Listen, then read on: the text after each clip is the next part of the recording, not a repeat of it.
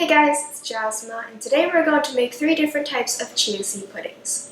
This is such a great recipe because it's a great substitution for regular pudding. It's a lot healthier since we're putting flax seeds, black sesame seeds, and chia seeds inside of this pudding. And we're also going to incorporate lots of fresh fruits, which makes it a lot perfect for the summer. You can also make this ahead of time and just keep it in the fridge and eat it whenever you want to. So let's get started. Lots of people may not be familiar with chia seeds. Well, this is a great ingredient that can be used as a thickening agent, or it can also be a substitution for eggs inside of cooking. It can also be eaten on its own, and it's a really great ingredient because it contains lots of omega-3 fatty acids, lots of different minerals such as iron, and it also contains lots of fiber. So how this is eaten is usually soaked in some type of liquid, and it'll expand up to 10 times its original size. You can soak it in water, milk, or other types of liquids. Today we're using coconut water. So I'm going to measure out 2 tablespoons of the chia seeds.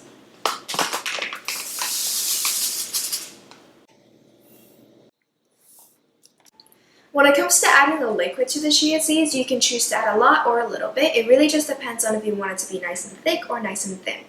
Now, it is important that you allow the chia seeds to absorb in water and expand before eating it, because that's how you make sure you digest all the nutritions.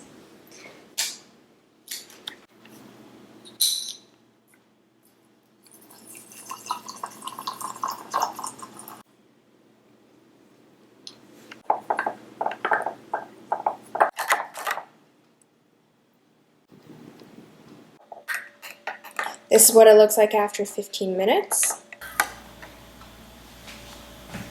So that is the most basic way on how you can eat chia seeds. You could just drink this right away on its own after it is nice and expanded. But once again, you can also use it as a substitute in vegan baking. You can use it as jams, blend it into smoothies, put it into oatmeals and pancakes. There are so many ways on how you can eat chia seeds. But today we're going to make chia seed puddings in 3 different ways. And not only are we going to use these chia seeds, but we're also going to put in flax seeds and sesame seeds. And they also have great sources of omega-3 fatty acids and fiber and iron. For the flax seed, you want to use ones that are nice and finely grinded. This makes it a lot easier for you to digest because they're usually sold in little pieces like the chia seed. It would be seed-like. If you want to use those, you also want to blend it up so it's nice and fine into a powder form. And this is the best way for you to actually be able to digest all the nutrition and the fibers inside of the flax seed. For the black sesame seeds, mine has already been roasted, and I'm also going to be blending this up until it is a powder form as well to make it once again a little bit easier to digest. And you can also just blend them up and then keep it in the fridge in an airtight container so you can use it whenever you want to. First, I'm going to make a peach and almond milk chia seed pudding, but we have to mix together the base first because the chia seed pudding has to chill in the fridge for about an hour before we can actually place the fruits on top and then eat it. So I have a mason jar here. You can put it in really any type of container, but a mason jar is really nice because it's airtight, so you can keep it in the fridge for however long you like.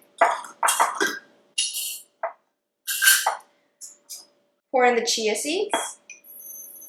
1/4 cup of chia seeds, a tablespoon of the black sesame, and a tablespoon of the grinded flax seeds.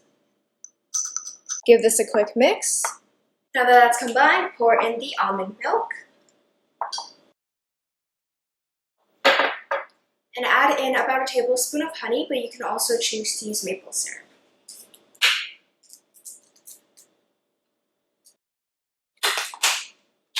And then just mix everything until combined. Then secure with a lid. And into the fridge it goes to chill. Next, we have a matcha and mango juicy pudding.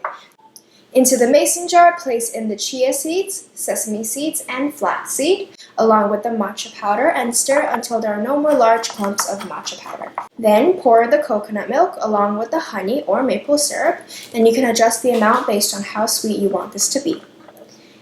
Then quickly give it a stir, put on the lid until it's nice and tight, and shake it to make sure there are absolutely no clumps of matcha powder. Alright, now that that's all combined, place it into the fridge for it to chill for about an hour. Lastly, we're going to make a chocolate and strawberry chia seed pudding. So into my mason jar, I add all of the dry ingredients into the jar and combine.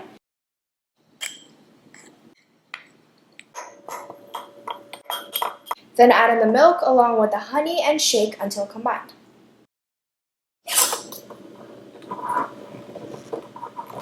and place it into the fridge along with the 2 other jars. Once chilled for about an hour, the pudding would be ready and it would be nice and thick. So before you eat it, you want to chop up some nice and fresh fruit as added flavor. And today I chose a mango, peach, and some strawberries. So I'm just going to dice them up into small cubes that are bite-sized pieces. Once refrigerated for an hour, the pudding would have become nice and thick because the chia seed would have absorbed most of the liquid. You can see it's nice and thick and stuck inside of the container. And I'm just going to scoop the peaches on top of it.